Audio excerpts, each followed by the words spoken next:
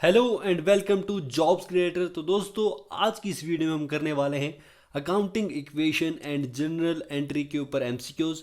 30 MCQs रहेंगे ये हमारे, जो लगातार रोज़ हमारे सेशंस आ रहे हैं अकाउंटेंसी के ऊपर। टॉपिक वाइज एमसीक्यूज हम अटेंड कर रहे हैं हर सेशन में। तो आज का जो सेशन रहेगा वो रहेगा अकाउंटिंग इक्वेशन और जनरल एंट्री के ऊपर। ये हमारे फाइनेंस अकाउंट असिस्टेंट के एग्ज़ाम के लिए बहुत इंपॉर्टेंट रहेगा। ये हमारी दूसरी वीडियो है टॉपिक वाइज एमसीक्यूज़ की।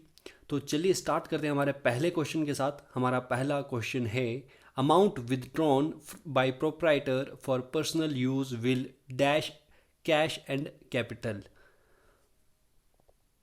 तो दोस्तों, यहां पर आपको बताना है कि जो भी अमाउंट प्रोप्राइटर यानी कि ओनर निकालता है, विड्रॉ करता है बिजनेस से पर्सनल यूज के लिए, वो क्या इफेक्ट करता है कैश और कैपिटल पर।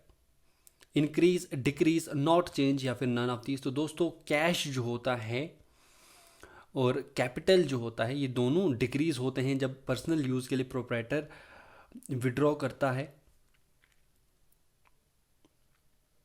अगले क्वेश्चन की तरफ मूव करेंगे। Which accounting equation is incorrect out of the following. आपको यहाँ पर बताने की कौन सी अकाउंटिंग इक्वेशन इनमें से गलत है। आपको पता है कि अकाउंटिंग इक्वेशन होती है assets equal to liabilities plus capital. तो यहाँ पर आपको देखना है कि कौन सा जो है गलत है। यहाँ पर अकाउंटिंग इक्वेशन जो कि सही से नहीं रिप्रेजेंट हुई है। तो यहाँ पर आपको बता दूँ कि जो सेकेंड वाला है assets equal to liabilities minus capital, ये गलत है। बाकी सारी जो तीनों हैं ये सही हैं, क्योंकि ये कहीं ना कहीं assets equal to liabilities plus capital को ही रीअरेंज करके लिखा गया है। तो इसका सही आंसर है बी ऑप्शन, जो कि यहाँ पर अकाउंटिंग इक्वेशन को रिप्रेजेंट नहीं करता है। दोस्तों, question number 3, the liabilities of a firm are ₹3,000, the capital of the proprietor is ₹7,000, the total assets are. तो यहाँ पर बहुत ही सिंपल क्वेश्चन है यहाँ पर अकाउंटिंग इक्वेशन का। यहाँ पर लाइबिलिटीज दी गई हैं ₹3,000 और प्रोप्राइटर की कैपिटल जो इसने इन्वेस्ट की है वो 7,000। तो एसेट्स कितने रहेंगे? तो एसेट्स आपको बताया equal to liabilities plus capital होता है। तो यानी कि 7,000 प्लस 3,000 हो जाएगा 10,000 के बराबर, यानी कि बी ऑप्शन इसका सही आंसर बन जाता है। दोस्तों, क्वेश्चन नंबर 4 की तरफ मूव करेंगे। X commenced business on 1st April 2013 with a capital of ₹6 lakh. On 31st March 2014, his assets were worth ₹8 lakh and liabilities were ₹50,000. Find out the closing capital. तो यहाँ पर ये बता रहा है क्वेश्चन की जो एक एक्स पर्सन है उसने बिजनेस स्टार्ट किया ऑन 1 अप्रैल 2013, यहाँ पर बताया गया है, जिसमें इसने कैपिटल जो थी उस टाइम पे इन्वेस्ट की थी 6 लाख। उसके बाद एक साल के बाद, अगर एक फाइनेंशियल ईयर के बाद देखें तो 31 मार्च 2014 में इसके एसेट्स बढ़कर 8 लाख हो गए और उसकी लाइबिलिटीज जो है 50,000 हो गई। अब आपको बताना कि इसके क्लोजिंग कैपिटल क्या रहेगी। यहाँ पर भी आपको वही कंसेप्ट लगेगा, assets equal to liabilities plus capital होता है। तो एसेट्स जो हैं 8 लाख हो गए हैं। 8 लाख में से हमने लाइबिलिटीज़ जो है माइनस करनी पड़ेंगी, जो कि है 50,000, यानी कि 8 लाख में से 50,000 माइनस हो जाएगा तो वो बन जाएगा 7,50,000। ये क्लोजिंग कैपिटल रहेगा। तो यहाँ पर इसका सही आंसर है ए ऑप्शन। बहुत ही सिंपल क्वेश्चन था ये। अगले क्वेश्चन की तरफ मूव करेंगे। Question number 5, an increase in one asset is accompanied by. तो यहाँ पर आपको बताने कि एक एसेट जब इंक्रीज होता है तो उसमें क्या क्या इन्वॉल्व रहता है, वो उसके साथ क्या क्या चीज़ें जुड़ी होती हैं। जब अकाउंटिंग इक्वेशन जो होती है उसमें कोई भी एसेट जब इंक्रीज किया जाता है तो उससे रिलेटेड बाकी चीज़ों पर क्या इफेक्ट पड़ता है। यहाँ पर पहला ऑप्शन दिया गया है डिक्रीज इन अनदर एसेट, दूसरा एसेट जो है डिक्रीज करता है। सेकंड ऑप्शन है increase in a liability, third option है इंक्रीज इन कैपिटल और फोर्थ ऑप्शन है ऑल ऑफ दीज। इनमें से आपको चुनना है कि कौन सा सही आंसर है। आप आंसर बताएंगे जल्दी से। दोस्तों, सबसे पहले जब कोई भी एसेट इंक्रीज करता है तो दूसरा एसेट डिक्रीज कर सकता है, क्योंकि जैसे हम कोई फर्नीचर अगर परचेज करते हैं कैश में तो फर्नीचर जो है इंक्रीज करता है, क्योंकि एक एसेट जो है एक एसेट फर्नीचर है और दूसरा एसेट कैश है। तो एक एसेट इंक्रीज कर रहा है और दूसरा एसेट जो कैश है, जो कि हम फर्नीचर खरीदने के लिए जो हम स्पेंड कर रहे हैं, वो डिक्रीज हो रहा है। तो यानी कि कोई भी एसेट जब इंक्रीज करता है तो दूसरा एसेट डिक्रीज कर सकता है। ये पहला ऑप्शन ठीक लग रहा है, पर बी ऑप्शन भी यहाँ पर सही है, सी ऑप्शन भी यहाँ पर सही है। इसका आंसर डी है, क्योंकि जब कोई भी एसेट इंक्रीज करता है तो लाइबिलिटी भी इंक्रीज कर सकती है। फॉर एग्जांपल कोई भी हम फर्नीचर अगर परचेज करते हैं क्रेडिट पे, तो उस टाइम पे क्या होता है, एसेट तो इंक्रीज हो रहा है, फर्नीचर इंक्रीज हो रहा है, पर हमारा लाइबिलिटी जो है, क्योंकि क्रेडिट पे हम खरीद रहे हैं तो लाइबिलिटी भी इंक्रीज होता है। ये केस है, ये रूल है एक अकाउंटिंग इक्वेशन का। तो बी ऑप्शन भी यहाँ पर सही है। उसके बाद जो इंक्रीज होता है एक एसेट का, उसकी वजह से कैपिटल में भी इंक्रीज हो सकता है। ये कैसे? दोस्तों आपको पता है कि अकाउंटिंग इक्वेशन होती है asset equal to liabilities plus capital. तो जब एसेट इंक्रीज होगा तो लाइबिलिटी में तो कोई चेंज नहीं आएगा, पर कैपिटल जो है उसमें उतना ही चेंज आएगा, जितना एसेट इंक्रीज हुआ है उतना ही कैपिटल भी इंक्रीज होगा। यानी कि इसका सही आंसर है all of this. I hope आपको समझ आया होगा। अगले क्वेश्चन की तरफ मूव करेंगे। Question number 6, decrease in one liability में लीड टू। तो यहाँ पर आपको बताना है कि जो लाइबिलिटी है उसको जब हम डिक्रीज करते हैं उसकी वजह से क्या क्या चीज़ें हो सकती हैं। तो यहाँ पर ऑप्शंस आपके पास हैं। पहला ऑप्शन है decrease in an asset, increase in another liability, either A और बी, या फिर नन ऑफ दीज। आपको बताना है इसका आंसर। सिमिलर टाइप का क्वेश्चन है जैसा पिछला क्वेश्चन है। तो यहाँ पर इसका सही आंसर है सी ऑप्शन, यानी कि ए और बी दोनों सही हैं। ये कैसे सही हैं? क्योंकि जब भी डिक्रीज होता है एक लाइबिलिटी का, उसकी वजह से एसेट में भी डिक्रीज हो सकता है। Assets equal to liabilities plus capital होता है, तो लाइबिलिटी जब डिक्रीज होंगी तो एसेट्स भी डिक्रीज होंगे। पहला ये है। उसके बाद जो डिक्रीज होता है एक लाइबिलिटी में, उसकी वजह से दूसरी लाइबिलिटी इंक्रीज कर सकती है। ये कैसे? जैसे कि अगर कोई भी डिसऑनर होता है, जो भी हम बिल्स पे करते हैं उसमें, तो वहाँ पर जो बिल्स पेएबल अकाउंट होता है वो डेबिट हो जाता है और क्रेडिटर अकाउंट जो है क्रेडिट होता है। तो यहाँ पर क्रेडिटर्स जो है इंक्रीज करते हैं और अमाउंट ऑफ बिल्स पेएबल वो डिक्रीज कर जा रहा है। तो यहाँ पर दोनों जो ये लाइबिलिटीज़ है, एक लाइबिलिटी इंक्रीज करती है और दूसरी लाइबिलिटी जो है हमारी डिक्रीज कर जाती है। आई होप आपको ये समझ आया होगा। तो अगले क्वेश्चन की तरफ मूव करेंगे। क्वेश्चन नंबर 7 की तरफ, purchase of machine by cash means. तो जब भी हम मशीन कैश में खरीदते हैं तो उसका मतलब क्या होता है? Decrease in asset and decrease in liability, increase in asset and decrease in asset, increase in asset and decrease in liability. आपको बताना है decrease in asset and increase in capital. चारों ऑप्शन आप पढ़ लीजिए अच्छे से। तो आपको बताना है कि मशीन जब भी हम परचेज करते हैं कैश में, तो इसका मतलब क्या होता है। तो जब भी हम कैश में मशीन को परचेज़ करते हैं तो यहाँ पर क्या होता है कि मशीन तो हमारे पास एसेट है, एक एसेट का इंक्रीज़ तो हो रहा है, पर कैश का हमारे पास डिक्रीज़ हो रहा है। तो यानी कि इसका सही ऑप्शन हो जाता है increase in asset and decrease in asset. यानी कि एक एसेट इंक्रीज़ हो रहा है और दूसरा एसेट हमारे पास डिक्रीज़ हो रहा है। मशीनरी जो है हमारे पास एज अ एसेट की फॉर्म में इंक्रीज़ हो रही है, पर दूसरा जो है कैश जो एसेट हमारा है वो डिक्रीज़ हो रहा है, क्योंकि हम उस पर स्पेंड कर रहे हैं। दोस्तों अगले क्वेश्चन की तरफ मूव करेंगे। Question number 8, payment to a creditor means. तो यहाँ पर भी आपको बताना है कि पेमेंट जब हम क्रेडिटर को करते हैं तो उस टाइम पे क्या होता है। चारों ऑप्शंस आपको दिए गए हैं नीचे, तो आपको बताना है क्या होगा। इन ऑप्शंस को मैं पढ़ूंगा नहीं, आप उन्हें खुद पढ़ना है। वीडियो को आप पॉज करेंगे और आप इसका आंसर देने की कोशिश करेंगे। बहुत ही सिंपल सा क्वेश्चन है। तो जब भी हम क्रेडिटर को पे करेंगे तो हमारा जो एसेट होगा, यानी कि हमारा cash in the form of cash जो एसेट होगा वो डिक्रीज होगा। डिक्रीज इन एसेट तो होगा, पर हमारी लाइबिलिटी जो है, क्योंकि क्रेडिटर को हम पे कर रहे हैं, तो वो भी हमारी डिक्रीज ही होगी। तो यहाँ पे बी ऑप्शन इसका सही आंसर बन जाता है, decrease in asset and decrease in liability. Question number 9, purchase of furniture on credit means. तो यहाँ पर भी आपको बताना है कि जब फर्नीचर हम परचेज करेंगे, पर हम क्रेडिट पे जब हम परचेज कर रहे हैं, तो तब अकाउंटिंग इक्वेशन में हमारा एसेट और लाइबिलिटीज़ पे क्या इफेक्ट पड़ेगा, तो ये आपको बताना है। तो 4 ऑप्शन आपको दिख रहे हैं, इनमें से आपको जल्दी से सही आंसर चुनना है। वीडियो को आप पॉज कर सकते हैं। इसका सही आंसर है बी ऑप्शन, यानी कि जब भी परचेज करते हैं हम फर्नीचर की, तो यानी कि फर्नीचर तो हमारा इंक्रीज़ हो रहा है, एसेट इंक्रीज़ हो रहा है, पर जब हम क्रेडिट पे इसको खरीदते हैं तो हमारी लाइबिलिटी भी इंक्रीज़ कर जाती है। यानी कि increase in asset and increase in liability, ये हमारा सही ऑप्शन है। बी ऑप्शन इसका सही आंसर है। दोस्तों क्वेश्चन नंबर 10 की तरफ मूव करेंगे। अब जनरल एंट्री पर ये क्वेश्चन बेस्ड है।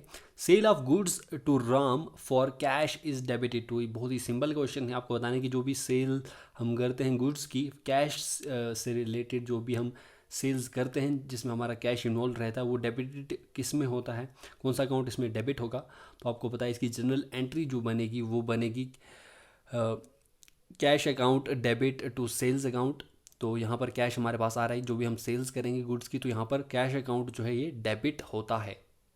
Question number 11, withdrawal of cash from business by the proprietor is credited to. यहाँ पर आपको बताना है कि जो भी बिजनेस से प्रोप्राइटर जब वहाँ से कोई कैश निकालता है, यानी कि ड्राइंग अकाउंट यहाँ पर ड्राइंग अकाउंट और कैश अकाउंट इन्वॉल्व रहेगा, तो कौन सा अकाउंट क्रेडिट होगा वो बताना है। यहाँ पर जनरल एंट्री बनेगी ड्राइंग अकाउंट डेबिट टू, यहाँ पर drawing account debit to cash account, ये जनरल एंट्री बनती है। तो यहाँ पर इसका सही आंसर है क्रेडिट होगा कैश अकाउंट। अगला क्वेश्चन है क्वेश्चन नंबर 12। यहाँ पर आपको बताना है कि बैंक अकाउंट बैंक अकाउंट क्या है। तो दोस्तों इसका सही आंसर है बैंक अकाउंट एक पर्सनल अकाउंट है। क्वेश्चन नंबर 13 में आपको बताना है विच of the following accounts has a credit balance. इनमें से किस अकाउंट का क्रेडिट बैलेंस रहेगा।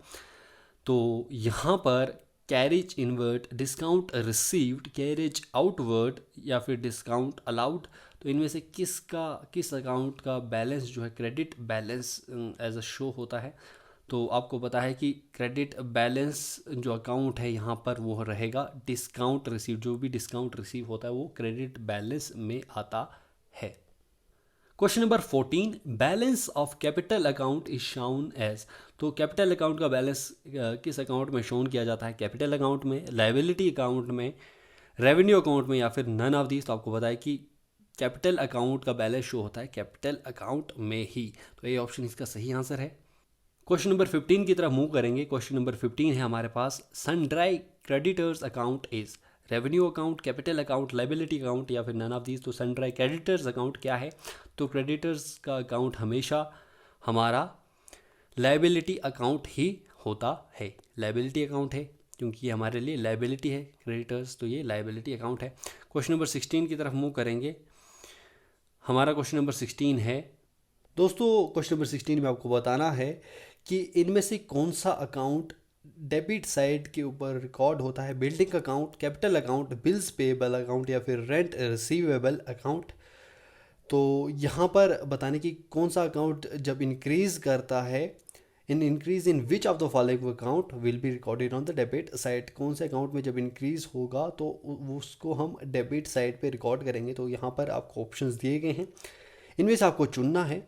इसका सही आंसर है बिल्डिंग अकाउंट, क्योंकि जब भी हम बिल्डिंग अकाउंट को इंक्रीज़ करेंगे तो हमारा जो एसेट है वो इंक्रीज़ करेगा। तो यहाँ पर इसको हम डेबिट साइड पर इसको रिकॉर्ड करेंगे।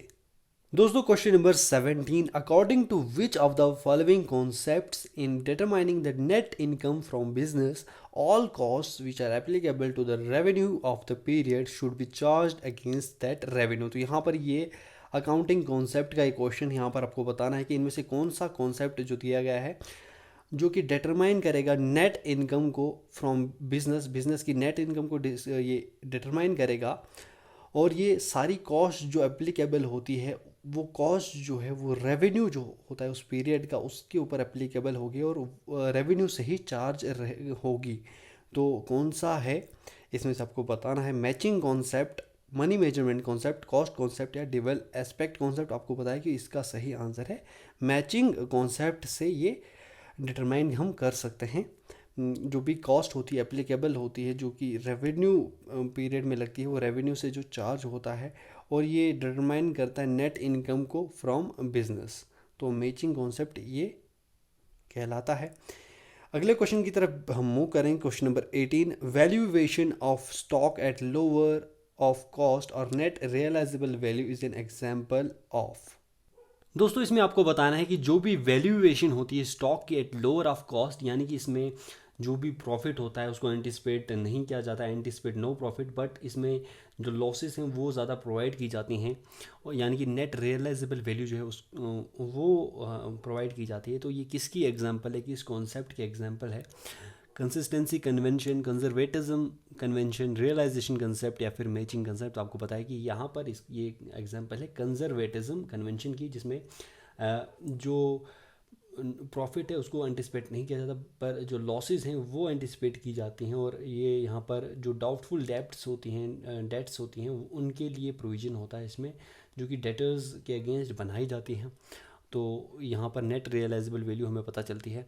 तो ये इस कंजर्वेटिज्म कन्वेंशन के अकॉर्डिंग होता है ये। तो इसका सही आंसर है बी ऑप्शन।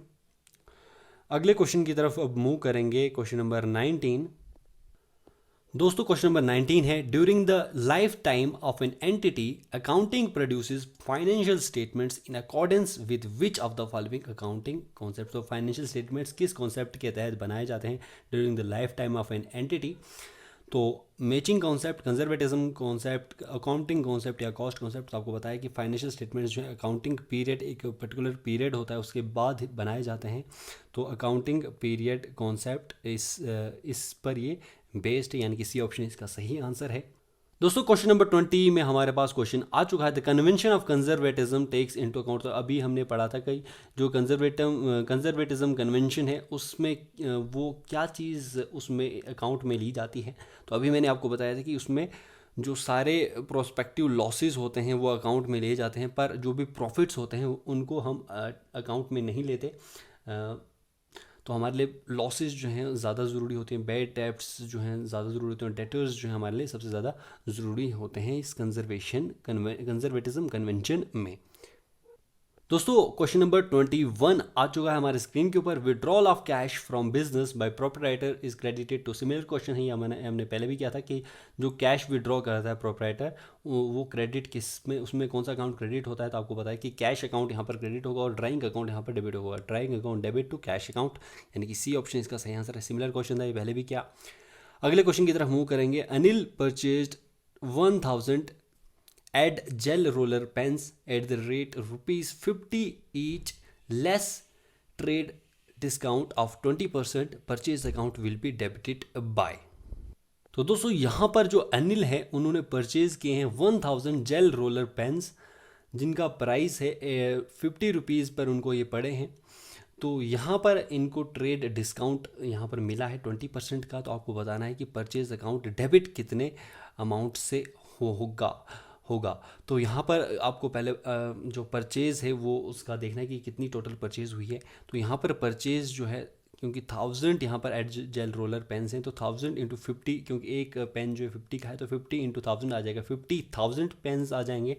तो उसके बाद जो है 50,000 के ऊपर इन्होंने 20% का यहाँ पर 50,000 के ऊपर यहाँ पर 20% का यहाँ पर डिस्काउंट लगेगा। तो यहाँ पर 20% का जब डिस्काउंट लगेगा तो इसके बाद हम देखें तो यहाँ पर 50% का बन जाता है 10,000 का डिस्काउंट जो है ये मिलेगा। तो यानी कि 50,000 को हम माइनस करेंगे, 50K को माइनस करेंगे 10K से, 10K का डिस्काउंट मिल गया है तो ये बन जाएगा 40K, यानी कि 40,000। तो इसका आंसर बन जाएगा जो परचेज अकाउंट डेबिट होगा वो होगा 40,000। ओके, तो यहाँ पर इसका सही आंसर है B option 40,000। Question number 23, which of the following is correct entry to record cash purchase of ₹30,000 from Amar. तो यहाँ पर जनरल एंट्री आपको बताने की कौन सी एंट्री यहाँ पर सही है। यहाँ पर कैश परचेज किया गया, कैश यहाँ पर कैश देखकर परचेज किया गया, परचेज यहाँ पर 3000 का किया गया है, यानी कि purchase account debit to cash account, यानी कि परचेज अकाउंट डेबिट होगा और कैश अकाउंट क्रेडिट होगा। तो यानी कि डी ऑप्शन यहाँ पर सही है। वो कितना होगा, 3000 होगा यहाँ पर सही होगा आंसर। डेबिट होगा परचेज अकाउंट और क्रेडिट होगा कैश अकाउंट बाय ₹3000। अगले क्वेश्चन की तरफ मूव करेंगे, क्वेश्चन नंबर 24। यहाँ पर ये क्वेश्चन है, trade discount received on purchases is recorded in the books of account as follows. तो दोस्तों यहाँ पर आपको बताना कि जो भी ट्रेड पर डिस्काउंट मिलता है, डिस्काउंट रिसीव किया जाता है परचेजेस पर, जो भी ट्रेड या परचेजेस जब भी हम करते हैं ट्रेड में, तो ट्रेड डिस्काउंट जो रिसीव किया जाता है उसको बुक ऑफ अकाउंट्स में, जनरल एंट्री में कहाँ पर हम एंटर करते हैं। तो यहाँ पर 4 ऑप्शंस आपको दिए गए हैं, इनमें से आप चुन लेंगे कौन सा आंसर इसका है। तो ट्रेड डिस्काउंट रिसीव जो परचेजेस पे लगता है उसमें जो उसका सही आंसर है ये जो है, ये ट्रेड डिस्काउंट जो है ये डिडक्ट होता है जो भी प्राइस होती है पर्टिकुलर उस चीज़ की, उसकी प्राइस से उसको डिडक्ट करके उसी में उसको as a net value record की जाती है उसकी। तो यानी कि डिस्काउंट के लिए, डिस्काउंट रिसीव्ड के लिए हम अलग से एक जनरल एंट्री नहीं बनाते, उसी में इसको डिडक्ट करके लिखते हैं। तो जनरल एंट्री में आपको ये पता है, बी ऑप्शन इसका सही आंसर है। अगले क्वेश्चन की तरफ मूव करेंगे, क्वेश्चन नंबर 25। क्वेश्चन नंबर 25 है, a soul trader took goods costing ₹1000 from stock for his own use. The normal selling price of the goods is ₹1500. Which are the following general entries would correctly record this? तो यहाँ पर आपको बताना है कि जो एक ट्रेडर है उन्होंने जो है पर्सनल यूज़ के लिए यानी कि ड्राइंग्स की हैं इन्होंने ₹1000 की, ₹1000 के गुड्स को इन्होंने जो है निकाला हुआ है पर्सनल यूज़ के लिए, और इन गुड्स की अगर सेलिंग प्राइस देखी जाए तो वो है ₹15,000. अब आपको बताना है कि इनमें से जनरल एंट्रीज कौन सी करेक्ट है. तो आपको बताया है कि जब भी कोई भी ड्राइंग्स होती हैं तो ड्राइंग अकाउंट जो है डेबिट होता है, यानी कि पहले 3 ऑप्शंस में कोई भी आंसर हो सकता है, यानी कि चौथा ऑप्शन गलत है. तो ड्राइंग अकाउंट डेबिट होगा, पर यहाँ पर जो भी क्योंकि हम जो भी ड्राइंग अकाउंट होता है उसके जो अपोजिट में जो परचेज अकाउंट होगा वो क्रेडिट होगा और सेम अमाउंट से क्रेडिट होगा जो कि ₹1000 रहेगा. यानी कि 1500 और 1500 जो नीचे दिया गया है सेल्स अकाउंट और परचेज अकाउंट का, जो सी ऑप्शन और ए ऑप्शन है इन दोनों में से डाउट है, पर सी ऑप्शन जो है क्योंकि यहाँ पर 15,000 से दिया गया है 1500 से दिया गया है, पर यहाँ पर आएगा इसका आंसर परचेज अकाउंट क्रेडिट होगा ₹1000 से, क्योंकि सेम अमाउंट से क्रेडिट भी होता है और डेबिट भी होता है. यानी कि इसका सही आंसर है drawing account debit and credit होगा परचेज अकाउंट बाय ₹1000. तो ए ऑप्शन इसका सही आंसर है. अगले क्वेश्चन की तरफ मूव करेंगे. Cash discount received is recorded in the books of account as follow. तो यहाँ पर आपको बताना है कि जो भी कैश डिस्काउंट रिसीव किया जाता है, कैश के ऊपर जो भी डिस्काउंट मिलता है वो बुक्स ऑफ अकाउंट में कहाँ पर रिकॉर्ड होता है. ऑप्शंस आपके पास हैं. Cash discount is credited and discount received account. तो cash discount is reduced from the invoice price, या फिर cash discount is debited to discount allowed account, या फिर any of A and B. तो यहाँ पर आपको पता है इसका सही आंसर है ए ऑप्शन, क्योंकि जो कैश डिस्काउंट जो रिसीव होता है ये क्रेडिट होता है, जो भी हमें डिस्काउंट मिलता है टू डिस्काउंट रिसीव्ड अकाउंट से. जल्दी से अगले क्वेश्चन की तरफ भी मूव करते हैं. Question number 27, bad debts earlier written off and now received are credited. तो यहाँ पर बैड डेट्स जो होते हैं जो कि अर्लियर पहले जो रिटर्न ऑफ कर चुके हैं और इनको अब वापस से रिसीव किया गया है और क्रेडिट किया गया. यहाँ पर क्रेडिट क्या होगा वो बताना है आपको. बैड डेट्स अकाउंट, या फिर bad debts recovered account, miscellaneous income account, या फिर डेटर्स अकाउंट. तो ये आपको पता है. यहाँ पर आपको पता है कि जो भी डेटर होता है जिसका अकाउंट अर्लियर रिटर्न ऑफ किया गया है एज ए बैड डेब्ट्स के तौर पे, वो अमाउंट पे करता है, या फिर पार्टली पे करेगा या फुली पे करेगा, और जो अमाउंट रिसीव होगा वो गेन होगा बिजनेस के लिए, क्योंकि डेटर्स अकाउंट जो होता है ये और अर्लियर जो है रिटर्न ऑफ किया गया है एज अ बैड डेब्ट यानी कि लॉस. तो अब जो है यहाँ पर जो रिकवरी होती है बैड डेट्स की उसको हम रिकॉर्ड करते हैं यानी कि क्रेडिट करते हैं ऐसे अकाउंट में जिसको हम टाइटल देते हैं bad debts recovered account. Bad debts recovered account के तौर पे हम मानते हैं इसको, यानी कि बी ऑप्शन इसका सही आंसर है. यानी कि बैड डेट्स रिकवर्ड अकाउंट में आता है, ना कि personal account of the debtor. Personal account में नहीं आता, ये बैड डेब्ट्स रिकवर्ड अकाउंट में आता है. यानी कि इसका सही आंसर है बी ऑप्शन. अगले क्वेश्चन की तरफ मूव करेंगे, क्वेश्चन नंबर 28 की तरफ. क्वेश्चन नंबर 28 है, Akhil who owned ₹10,000 become insolvent. ₹0.75 in a rupee was received from his estate. Amount received and credited to Akhil's account will be. तो दोस्तों यहाँ पर अखिल के पास ₹10,000 ये ऑन करता था जो कि अभी इंसॉल्वेंट हो चुका है, ये अभी वापस नहीं दे सकता है, वो पे नहीं कर सकता है वापस जिससे भी इसने ये उधार लिया है. तो यहाँ पर ₹0.75 जो है इन रुपी की फॉर्म में ये यहाँ पर इसका एस्टेट जो है ये रिसीव कर रहा है. तो यहाँ पर आपको बताने कि अमाउंट जो रिसीव ये कर रहा है और क्रेडिट यहाँ पर जो अखिल अकाउंट होगा वो कितने अमाउंट से होगा क्रेडिट अखिल अकाउंट. तो यहाँ पर आपको पता है कि यहाँ पर आपको क्या करना है कि जो 10,000 का अमाउंट है इसको हम, क्योंकि जो 0.75 रिसीव हुआ एस्टेट से उसको हम मल्टीप्लाई करेंगे. तो 0.75 को जब हम 10,000 के साथ मल्टीप्लाई करेंगे तो ये 7,500 आएगा, ₹7,500 आएगा. तो ये अमाउंट जो है ये क्रेडिट होगा अखिल अकाउंट का. तो ₹7,500 यानी कि ए ऑप्शन यहाँ पर सही आंसर बन जाता है. यहाँ पर क्या होगा कि जो भी 10K है यानी कि 10,000 है उसको हम मल्टीप्लाई करेंगे 0.75 यहाँ पर रुपीज़ में है तो 75 यहाँ पर 10,000 का 10,000 इंटू 75/100 ये आ गया 0.75। तो ये दो ज़ीरोज़ और ये दो ज़ीरोज़ जो हैं कट जाएंगे तो हमारे पास इक्वल टू आ जाएगा 7500। तो ये हमारे पास ये आंसर बन जाएगा ए ऑप्शन, क्योंकि ये इतना ही अमाउंट जो है क्रेडिट होगा अखिल अकाउंट में। तो अगले क्वेश्चन की तरफ मूव करेंगे। Lalit who out ₹20,000 became insolvent, 70 पैसे in rupee was received from his estate, bad debts account will be debited by. यहाँ पर आपको बेड डेब्ट्स अकाउंट बताने की कितना डेबिट होगा। तो यहाँ पर भी इसी तरीके से आपको करना है, पर यहाँ पर आपने बेड डेब्ट्स अकाउंट का बताना है। तो यहाँ पर भी इसी तरीके से जो ललित है इसने 20,000 ये ओव कर रहा था, पर ये इंसॉल्वेंट हो चुका है, यानी कि ये वापस पे नहीं कर सकता। पर इसमें से जो 70 पैसे in rupee was receive from his estate, तो यानी कि अगर हम 70 पैसेज को रुपी में करें तो ये आ जाएगा 0.7 रुपीज़ के बराबर, और उसको हम मल्टीप्लाई करेंगे 20,000 के साथ। 20,000 के साथ जब हम इसको मल्टीप्लाई करेंगे तो ये हमारे पास आ जाएगा इक्वल टू 14,000 के बराबर। 14,000 के बराबर हमारे पास ये आ जाएगा। पर हमको क्या करना है, हमें डेबिट अकाउंट कितना, यहाँ पर बेड डेब्ट्स अकाउंट में जो डेबिट होगा वो कितना अमाउंट होगा। तो टोटल अमाउंट हमारे पास है 20,000।